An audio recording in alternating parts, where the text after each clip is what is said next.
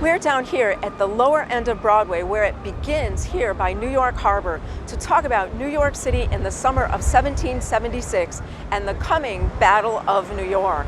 Behind me, the building is number 1 Broadway and is one of the most historic spots here in Lower Manhattan. Why? Because that summer it was the headquarters of His Excellency General George Washington. Now, in the summer of 1776, General Washington has already taken command of Manhattan Island. His goal is to keep the British from invading it, taking it and using it as a base of operation for their war against us. Out in the harbor is the British fleet, and out on Staten Island is General William Howe. The British are moving in, surrounding Washington's position and preparing to attack. Now, before I continue the rest of this story, it's important for us to understand how the city looked at that time. So behind the white building behind me, which is 1 Broadway, you can see a row of trees.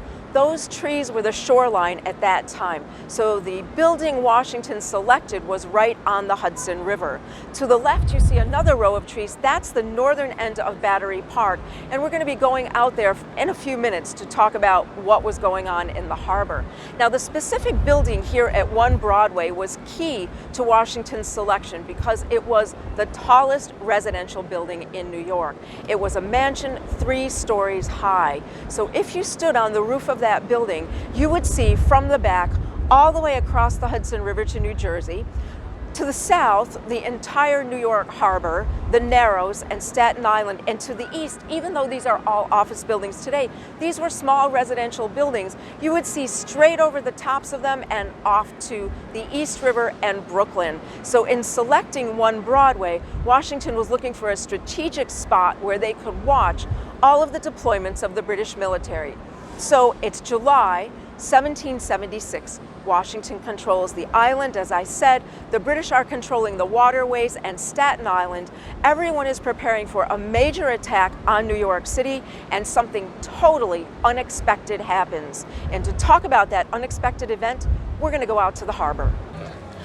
On July 14th, Washington's officers notice between Governor's Island and Staten Island, Governor's Island being the island on the left, and Staten Island, the giant one directly behind me, that little area called the Narrows, they notice a barge. They notice a barge with a flag of truce, and 2 of Washington's officers board their own barge and head out to meet it. Those officers are Colonel Webb and Colonel Reed. When they get out there, they meet an emissary from Lord Admiral Richard Howe, commander of the British Navy, and he has for General Washington a letter. They look at the letter and they see the address of the letter, and when they see the way the letter is addressed, they refuse the letter.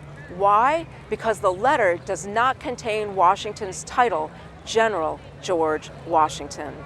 The officer on the British side, Lieutenant Brown, explains to both Colonel Webb and Colonel Reed that the Howe brothers, Lord Admiral Richard Howe, commander of the Navy, and General William Howe, commander of the King's forces in America, have ultimate power to try to effect a reconciliation, and that it would be a terrible thing if the letter wasn't delivered simply because of a fault in the address. And Washington's officers still refuse the letter. A second letter is sent with a different salutation, but still neglecting the title General. And again, Colonel Reed refuses that letter. Then a third attempt is made. On the third attempt, the letter has more titles on it, His Excellency George Washington, etc., etc., etc., and still no general. They refuse the letter. But the emissary from the British side suggests that since it seems to be impossible for General Howe and Admiral Howe to communicate with Washington by letter, would they accept his adjutant instead? And Colonel Reed accepts on behalf of General Washington. So what is the big deal about the way the letter is addressed? Why do the Americans want it to say general, and why do the British not want to use the word general?